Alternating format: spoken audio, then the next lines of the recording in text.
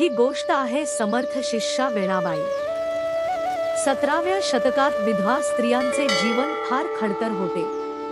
समर्थ रामदास स्वामींनी विधवा स्त्रियांना आपल्या संप्रदायात प्रवेश दिला, त्यांचे जीवन धन्य केले। हे क्रांती पर्व सुरू करताना लोकापवाद स्वीकारला। अशाच शिष्यांपैकी एक म्हणजे वेणा वा वेणाबाई। या वेणाच्या वेणास्वामी कशा झाल्या ते आपण पाहू। वेणाच्या वडिलांचे नाव होते गोपाजीपंत देशपांडे आणि आईचे नाव होते राधिकाबाई। कोल्हापुरात त्यांचा मोठा वाडा होता। अतिशय सात्विक अशा आईवडिलांच्या संस्कारांमध्ये वेणा मोठी होत होती। वेणा लहानपणापासूनच अतिशय समंजस होती। अगदी लहान वयातच तिची रामरक्षा पाठ होती।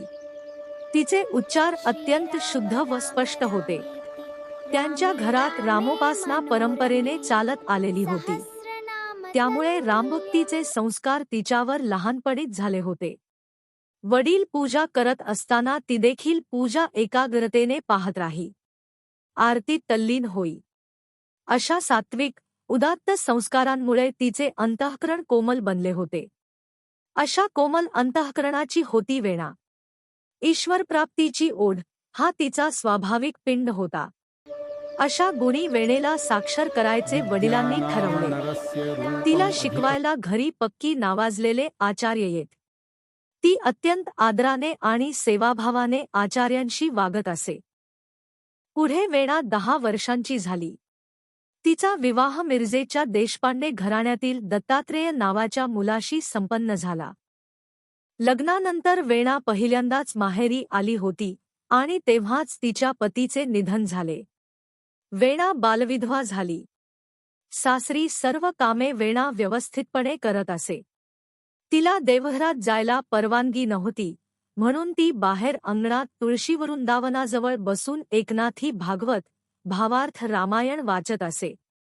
ग्रंथांचे वाचन करताना तिच्या मनात अनेक प्रश्न येत। एके दिवशी वेणा अशीच ग्रंथाचे वाचन करीत बसली होती।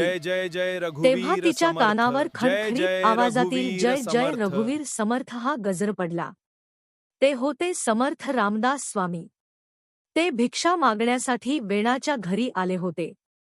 रामदास स्वामींनी वेणाला विचारले, बाळ, तू काय वाचते आहेस? तुला त्याचा अर्थ समजतो का? वेणा नम्रपणे म्हणाली, ग्रंथ वाचते, पण मनात खूप शंका आहेत। समर्थांनी तिला प्रश्न विचारायला सांगितले। वेणाने एकापाठोपाठ एक असे 25 प्रश्न विचारले। समर्थांनी त्या सर्वांची तिला समजतील अशी उत्तरे दिली। ती ऐकून वेणेला खूप आनंद झाला।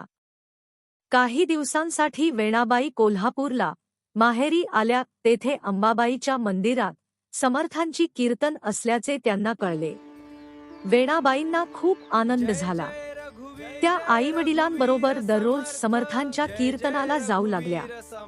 समर्थांचे कीर्तन ऐकताना सर्वजण अक्षरशः मंत्रमुग्ध होत। याच दिवसात वेणाबाईंच्या वडिलांनी समर्थांना प्रार्थना केल्यावर त्यांनी वेणाबाई व त्यांच्या आईवडिलांना अनुग्रह दिला। वेणाबाईंना दासबोध ग्रंथ वाचनासाठी दिला। 3-4 दिवसात वेणाबाईंनी तो दासबोध ग्रंथ सुंदर अक्षरात लिहून काढला आणि मूळ ग्रंथ समर्थांकडे परत केला। वेणाबाई रोज रात्री समर्थांचे कीर्तन ऐकायला जात असत। तरुण वयातील एका विधवेने समर्थांच्या कीर्तनाला जाणे हे त्या काळच्या समाजाला रुचत नव्हते। त्यामुळे वेणाबाईंना खूप निंदा, टोमणे आणि त्रास सहन करावा लागला। तरीही त्यांची समर्थभक्ती कमी झाली नाही।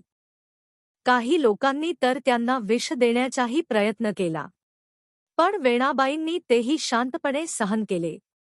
समर्थांना जेव्हा ही गोष्ट कळली तेव्हा समर्थ वेणाच्या आई वडिलांना कडक शब्दात म्हणाले, आम्ही वेणाला आमच्याबरोबर चाफळच्या मठात नेणार आहोत। हे ऐकल्यावर वेणाबाईंना खूप आनंद झाला। त्यांनी समर्थांना नमस्कार केला। त्यांच्या डोळ्यातून अश्रुधारा वाहत होत्या। त्या लगेच समर्थांच्या मागोमाग निघाल्या। मग मात्र त्यांनी मागे वळूनही पाहिले नाही।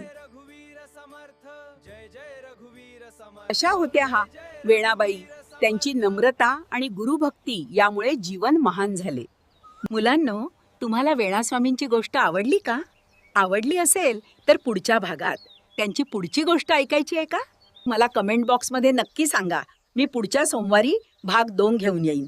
आणि हो, तुमच्या मित्रमैत्रिणींना ही गोष्ट नक्की फॉरवर्ड करा. आणि या आपल्या चॅनलला लाईक, शेअर, सबस्क्राईब करायला विसरू नका.